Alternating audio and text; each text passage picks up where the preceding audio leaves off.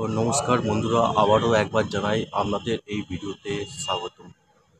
তো আমরা নিজের জিনিসের কদর কেউ কখনো দিই না, বা নিজের জিনিসের মূল্য কখনো কেউ বুঝি না। সবসময় ভাবি যে কিনা যে অন্যের জিনিসটা আরও ভালো, অন্যের জিনিসের প্রতি লোভ লাগে। তো এই কথা বলার একটাই উদ্দেশ্য যে আমাদের এলাকায় আমার বাড়ির পাশে রয়েছে একটি সুন্দর বড় মন্দির। তো ভাবিনি এই মন্দিরটাকে নিয়ে কোনোদিন একটি বড় লং ভিডিও করব। তো আজকে চলে এসেছি সেই বড় মন্দিরটারই একটি ভিডিও বানাতে।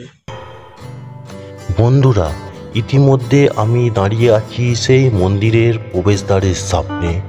এই হচ্ছে সেই মন্দিরের একেবারে শান্ত নিরিবিলি পরিবেশের মধ্যে।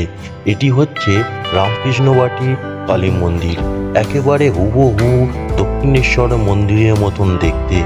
সেই জন্য অনেকেই এই মন্দিরটিকে বলে থাকে ছোট দক্ষিণেশ্বর বা তৃতীয় দক্ষিণেশ্বর। আপনারা যদি দূর থেকে আসেন তাহলে কীভাবে আসবেন এই মন্দিরে সেটাও জানতে পারবেন এই ভিডিওতে। তার আগে বলে নিই, যদি ফেসবুক থেকে দেখেন একটু পাশে থাকবেন, আর ইউটিউব থেকে দেখে থাকলে আমার চ্যানেলটিকে একটু সাবস্ক্রাইব করবেন। এখানে কালী মায়ের মূর্তিটি দক্ষিণেশ্বর অবতারিণী মূর্তির মতন অবিকল। এখানে এলে মায়ের মূর্তির সামনে ও মন্দিরে শান্তিতে বসে কাটাতে পারবেন কিছুটা সময়। মন্দিরের বাঁদিকেই আছেন মন্দিরের প্রতিষ্ঠাতা স্বর্গীয় হারাধন চক্রবর্তীর সমাধি মন্দির।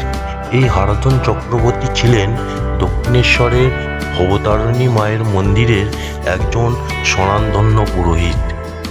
মন্দির চত্বরেই রয়েছে একটি রাধাকৃষ্ণর মূর্তি। এই মন্দিরটি সকাল 6:30 থেকে দুপুর 1টা পর্যন্ত ও বিকেল 4টে থেকে রাত 9টা পর্যন্ত খোলা থাকে। এই মন্দিরের শান্তি শৃঙ্খলা বজায় রেখে চেঁচামেচি না করে অনায়াসেই কাটাতে পারবেন বেশ কিছুটা সময়। আপনাদের মন একেবারেই ভরে যাবে। এই মন্দিরটি হুগলি জেলায় রামকৃষ্ণবাটিতে অবস্থিত। এই মন্দিরে যদি ডানকুনি হয়ে আসতে চান তাহলে আসতে হবে কালীপুর মোড়।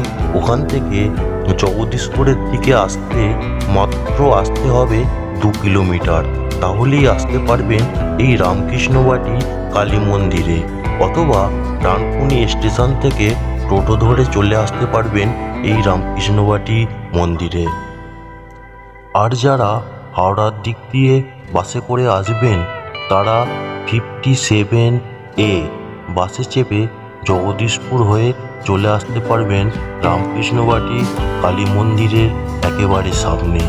এছাড়া জগদীশপুর থেকে টোটো বা অটো করেও চলে আসতে পারবেন এই রামকৃষ্ণবাটি কালী মন্দিরের সামনে। জগদীশপুর থেকে টোটো ভাড়া লাগবে মাত্র 10 টাকা। তো বন্ধুরা, সকলকে অনুরোধ করব, আপনারা যদি এই মন্দিরে না এসে থাকেন তাহলে অবশ্যই আসবেন, আর এই মন্দিরের মা ভবতারিণী মাকে দর্শন করে যাবেন। মন্দিরের পাশেই রয়েছে বিরাট একটি নাট মন্দির। তো এই মন্দিরে কল্পতরু উৎসবও পালন করা হয়।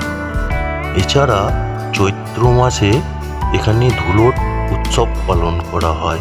এছাড়াও চলে এখানে দুর্গা পুজো।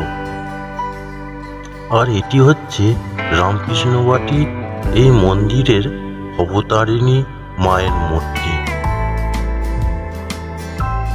তো বন্ধুরা, ভিডিওটা কেমন লাগলো অবশ্যই একটু জানাবেন। তো বন্ধুরা, আজকের ভিডিওটা ছিল এটুখানি। আবার দেখা হবে পরবর্তী কোনো ভিডিওতে। আজকের মতন বিদায় নিলাম। বাই।